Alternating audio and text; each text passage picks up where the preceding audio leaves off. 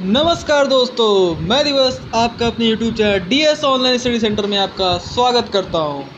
जैसा कि आप लोगों को पता है कि बिहार में शिक्षकों की बहुत बड़ी संख्या में वैकेंसी आई है, लगभग 1,70,000 के आसपास आई है, जिसमें प्राथमिक में ही 80,000 के आसपास वैकेंसी है। ठीक है, तो इसमें जो है कि बिहार सरकार ने एक अभी हाल ही में एक सूचना जारी की है कि जिसमें कि बताया गया है कि अदर स्टेट के जो लोग हैं वो लोग भी एलिजिबल हैं। अभी तक जो नोटिफिकेशन उनका आया था इससे पहले उसमें अदर स्टेट नहीं वैलिड था, लेकिन अब क्या किया है उन्होंने कि अदर स्टेट को भी वैलिड कर दिया है। इसमें अब उसमें वहाँ का निवास प्रमाण पत्र की कोई ज़रूरत नहीं है।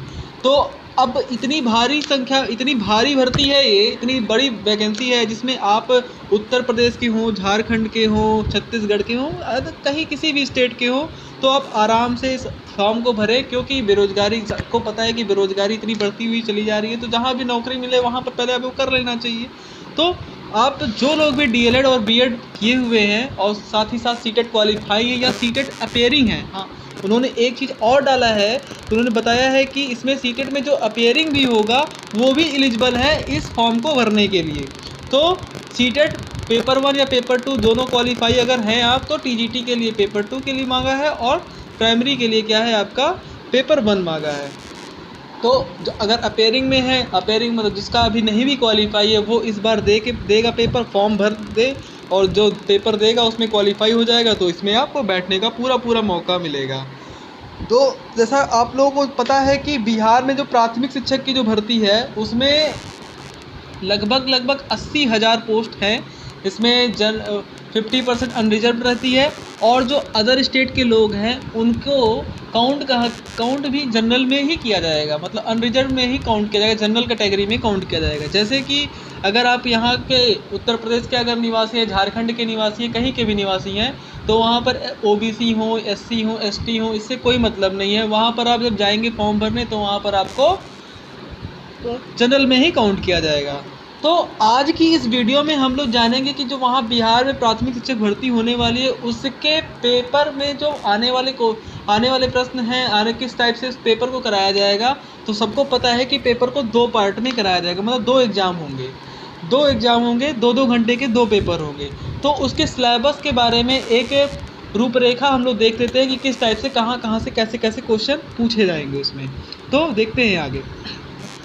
देखिए सिलेबस में, देखिए आपका पहला प्रश्न पत्र होगा जो भाषा आधारित होगा। कैसे होगा? जो भाषा आधारित होगा, पहला प्रश्न पत्र जो होगा आपका, तो ये भाषा आधारित है। तो भाषा आधारित होने के साथ साथ ये कितने मार्क्स का होगा? 100 मार्क्स का होगा।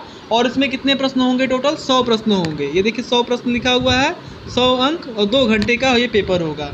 इसमें आपका भाग एक में 25 अंक की इंग्लिश आएगी। 25 अंक की इंग्लिश जो आएगी ये आपकी भाग एक में आएगी, जो अनिवार्य है इसको भी करना। और 75 अंक की आप हिंदी ले सकते हैं, उर्दू ले सकते हैं या बांग्ला, कुछ भी ले सकते हैं, इन दोनों में से कुछ भी ले सकते हैं, मतलब तीनों में से कोई भी ऑप्शन जो भी आपका अच्छा हो वो ले सकते हैं आप। और साथ ही साथ जो भाग 1 है इसमें जो है निगेटिव मार्किंग नहीं होगी, निगेटिव मार्किंग इसमें नहीं होगी। 30% इसमें नंबर पाना क्या है? अनिवार्य है। 30% नंबर पाना क्या है? इसमें अनिवार्य है 30% नंबर पाना।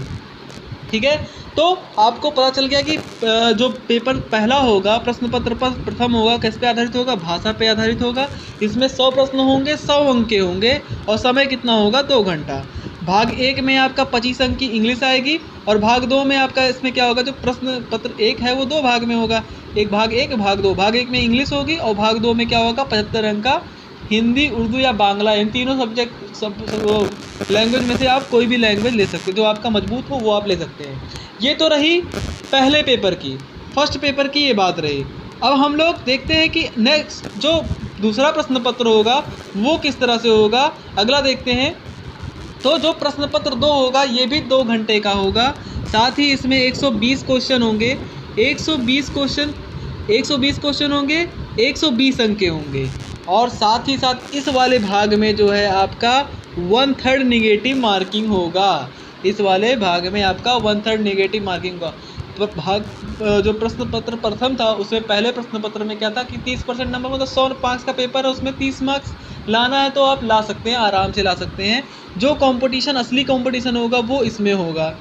भाग 2 वाले में। तो भाग 2 वाले में क्या होगा, क्या क्या होगा देखिए, 120 प्रश्न होंगे, 120 अंक के होंगे और 2 घंटा इसका भी निर्धारित समय है। 2 घंटा है, उसमें 100 क्वेश्चन आते हैं, इसमें 120 क्वेश्चन, क्वेश्चन की संख्या इसमें बढ़ गई है।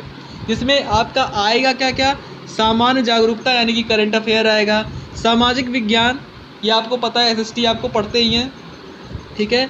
भूगोल एवं पर्यावरण, मतलब भूगोल और पर्यावरण से भी क्वेश्चन रहेंगे।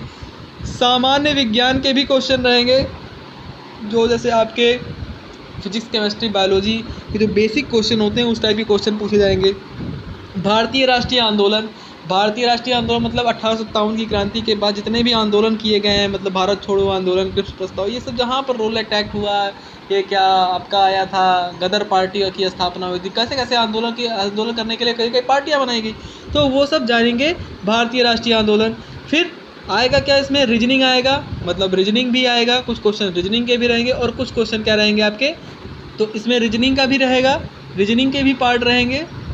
और फिर क्या रहेगा आपका इसमें, रीजनिंग के साथ साथ आपका मैथ्स भी रहेगा इसमें।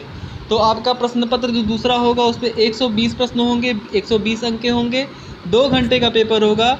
इसमें 1/3 निगेटिव मार्किंग भी होगी, ये बहुत ध्यान रखना है कि 1/3 निगेटिव मार्किंग होगी और इतने सब्जेक्ट इसमें पूछे जाएंगे। और आपका मेन कंपटीशन इसी वाले पार्ट से होगा, क्योंकि फर्स्ट पार्ट में तो 30 मार्क्स लाना, 100 में 30 नंबर लाना कोई बहुत बड़ी बात नहीं होती है। जो भी कंपटीशन है वो इस वाले पार्ट से होगा।